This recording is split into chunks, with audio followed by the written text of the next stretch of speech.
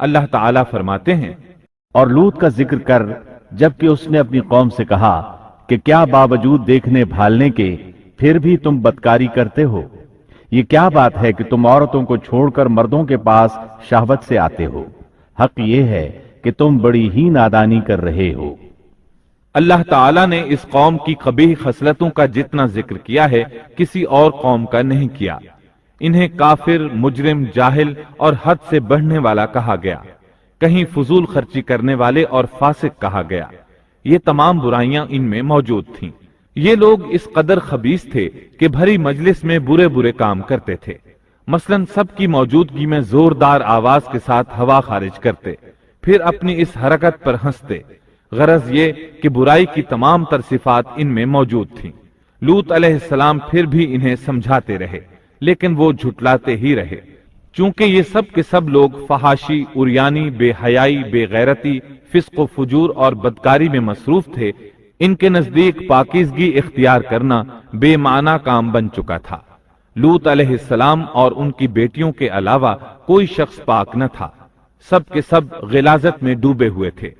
چنانچہ انہوں نے لوط علیہ السلام کو اپنی بستی سے نکال باہر کرنے کا فیصلہ کیا۔ کہنے لگے، اے لوط، اگر تو اپنے اس واعظ و نصیحت سے باز نہ آیا تو ضرور تجھے نکال دیا جائے گا۔ اس پر لوط نے فرمایا، میں بھی تمہارے اس گھناونے عمل سے بیزار ہو چکا ہوں۔ چنانچہ لوط علیہ السلام اس موقع پر وہاں سے نکل آئے اور اپنے رب سے یوں دعا گو ہوئے، اے میرے پروردگار، مجھے اور میرے اہل کو ان کے عمل سے بچا لے اور نجات عطا فرما۔ کتنی ہی آیات میں ہے کہ ان لوگوں نے لوط علیہ السلام کو بستی سے نکالنے کا عزم کر رکھا تھا، اور لوط علیہ السلام اس پوری بستی میں بے یار و مددگار تھے۔ وہاں ان کا کوئی خاندان تو تھا نہیں، لہٰذا گھر میں ہی بیٹھے رہے، دعا کرتے رہے، اے پروردگار، اس فسادی قوم کے خلاف میری مدد فرما۔ اس دعا سے اس قوم کی ایک اور خصلت معلوم ہوئی، اور وہ یہ کہ وہ فسادی بھی تھے۔ سو اللہ نے دعا قبول فرمائی، فرشتے بھیجے، جبرائیل، میکائیل اور ملک الموت، اور بعض روایات کے مطابق اسرافیل کو بھی ان کے ساتھ بھیجا گیا۔ لوگ جلدی سے اس کی طرف لپکے اور وہ اس سے پہلے فحاشی کے عادی بن چکے تھے۔ ایک جگہ الفاظ ہیں، شہر کے لوگ خوش ہوتے ہوئے آئے۔ وہ اس حد تک فاسق اور فاجر بن چکے تھے کہ خوش ہوتے ہوئے وہاں آئے تاکہ ان خوبصورت لڑکوں سے لذت حاصل کر سکیں۔ یہ گھر کے سامنے پہنچ گئے تو لوط علیہ السلام انہیں روکنے کے لیے گھر سے نکلے۔ ان سے فرمایا، اے میری قوم، تمہاری خواہش کے لیے میری بیٹیاں موجود ہیں، یعنی قوم کی عورتیں موجود ہیں۔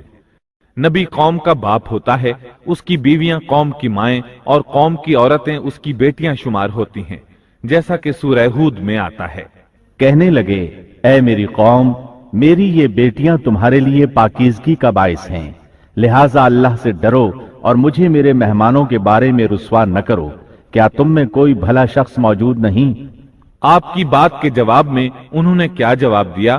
قرآن مجید میں آتا ہے، کہنے لگے، لوط، تو جانتا ہے تیری بیٹیوں یعنی قوم کی عورتوں سے ہمیں کوئی سروکار نہیں، ہم جو چاہتے ہیں تمہیں خوب معلوم ہے۔ لوط کہنے لگے، کاش میرے پاس کوئی قوت ہوتی یا میں کسی مضبوط پناہ میں ہوتا۔ لوط علیہ السلام کے پاس کچھ بھی تو نہیں تھا، صرف ان کی اپنی بیٹیاں ان پر ایمان لائی تھیں، یہاں تک کہ ان کی بیوی بھی کافر تھی۔ اور شہر کے لوگ خوش ہوتے ہوئے آئے۔ لوط نے کہا، یہ میرے مہمان ہیں، مجھے رسوا نہ کرو، اللہ سے ڈرو اور مجھے ذلیل نہ کرو۔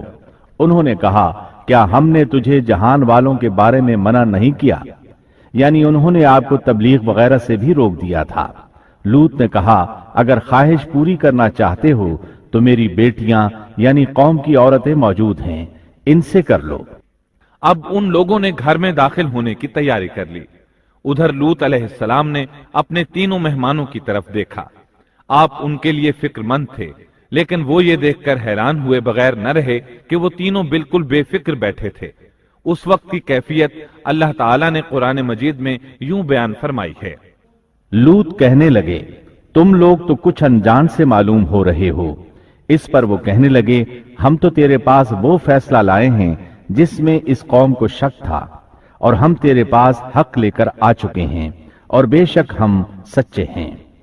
सूरत उल अनकबूत में अल्लाह ताला फरमाते हैं, फरिश्तों ने कहा, ए लूत न डर और गम न खा, यकीनन हम तुझे और तेरे अहल को सिवाय तेरी बीवी के नजात देंगे, वो पीछे रह जाने वालों में से होगी।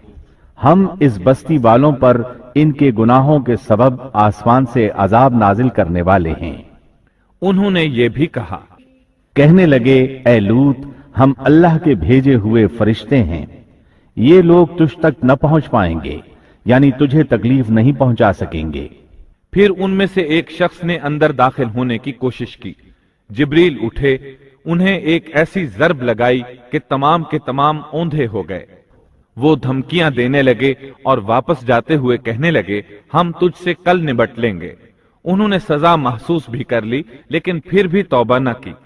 उस वक्त फरिश्तों ने कहा, ए लूत, अपने आहल को रात के हिस्से में लेकर निकल जा और उनके पीछे पीछे तू चल, और तुम में से कोई पीछे मुड़कर न देखे, और जहां तुम्हें हुक्म हो चले जाओ।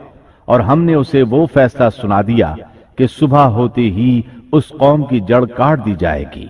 इसी तरह अल्लाह ताला सूरत अश-शुआरा आयत 170 और 171 में फरमाते हैं, तमाम हलाक हो गए सिवाय लूत की आल के। उन्हें हमने सुबह सहरी के वक्त यानी रात के आखिरी हिस्से में नजात दी।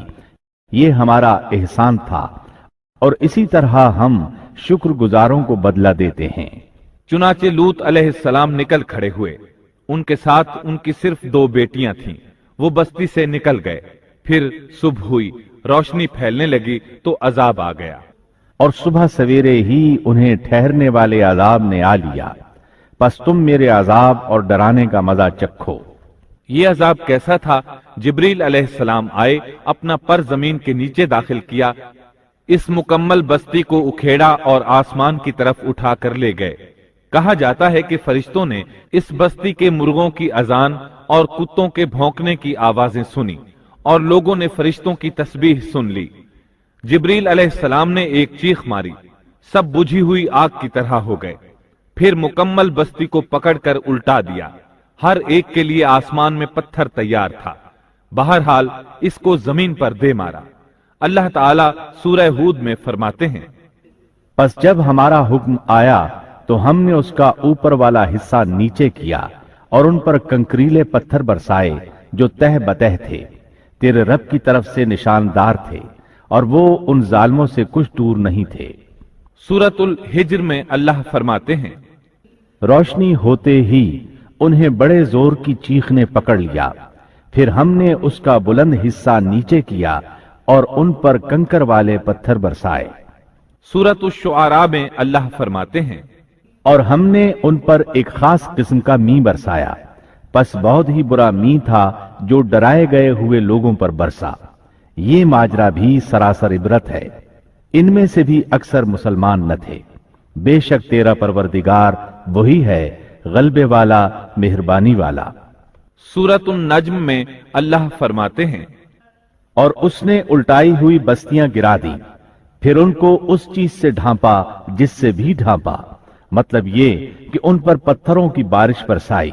बस तुम अपने रब की कौन कौन सी नेमतों में झगड़ोगे। ये शख्स भी पहले डराने वालों की तरह एक डराने वाला है। इस तरह ये बस्ती सदूम बाहर मुर्दार के इलाके में तहस नहस हो गई, और इसके आसार और निशानात क़यामत तक के लिए छोड़ दिए गए हैं। इन निशानात को इसीलिए बाकी छोड़ा गया है कि सारा जहान उनको देखकर इबरत पकड़े, फहाशियों से बाज आ जाए। खास तौर पर सबसे बड़ी फहाशी जो कौम लूत का अमल था, उससे बाज आ जाए।